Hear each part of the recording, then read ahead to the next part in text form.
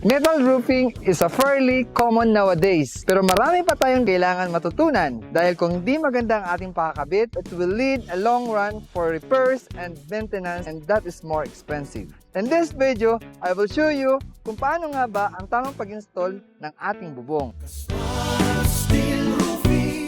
Hey everyone! I'm Paul Castillo of Caspar Roofing Channel. We're teaching installation and detail guides for home and property owners all about roofing. I work in roofing industry for almost 20 years and my company grown up from 2 square meter up to 3 hectares roofing project. So let's dive in! Maraming metal roofing option ngayon sa market. I'm going to use the Caspar Klip Lok. This is concealed fastening panel, which is wala siyang exposed thick screw. Ibig sabihin, 100% zero leak. But this panel is more expensive than ordinary roofing panel. Why? Because meron po tayong bracket na gagamitin na magsisilbing lock ng ating roofing.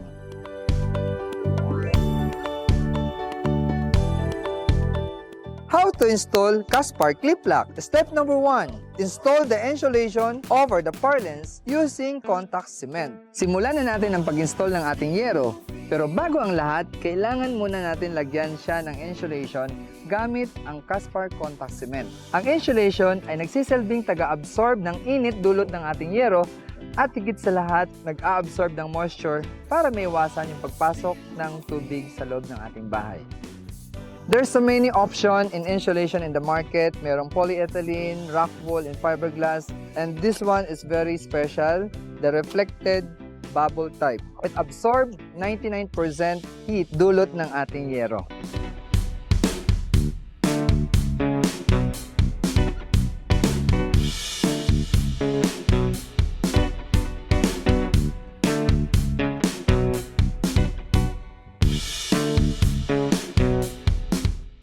Step number 2, install the metal bracket using 12 by 45 thick screw. This is metal bracket. Ito ay magsisilbing lock ng ating roofing panel.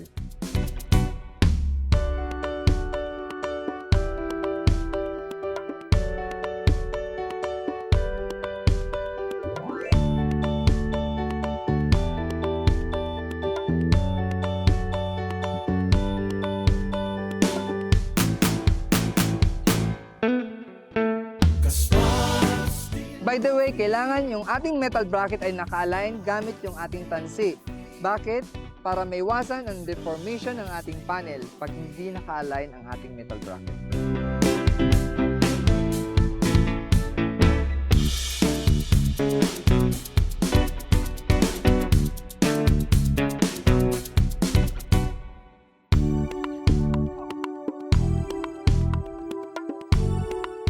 Pantay na pantay na. Step number 3. Install the first panel over the bracket. Make sure to have a 3 or 4 inches allowance at the gutter line for the water backflow.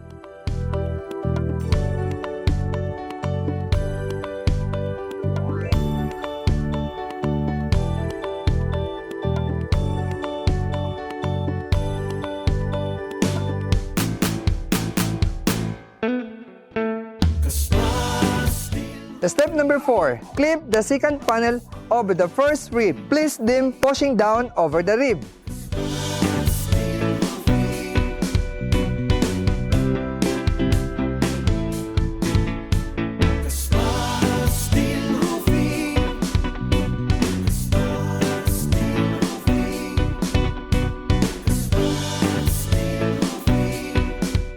Step number 5. Use the rubber mallet to turn tab to perfectly uniform the bend. Repeat the process up to the end.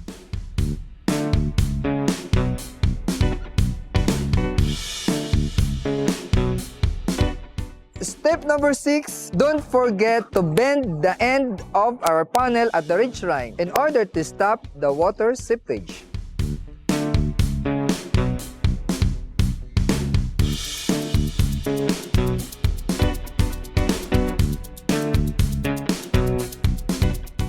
Oh, by the way, before we put the end flashing or the ridge roll, you need to texture the end of our panel in order to protect our house during typhoon up to 60 miles per hour.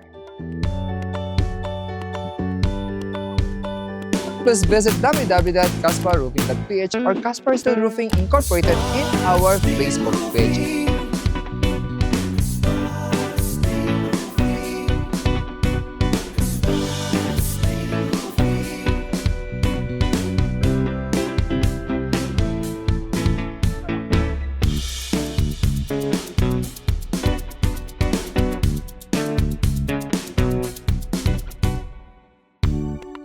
There are more options for your roofing design. Make sure to look professional roofing contractor or skilled installer.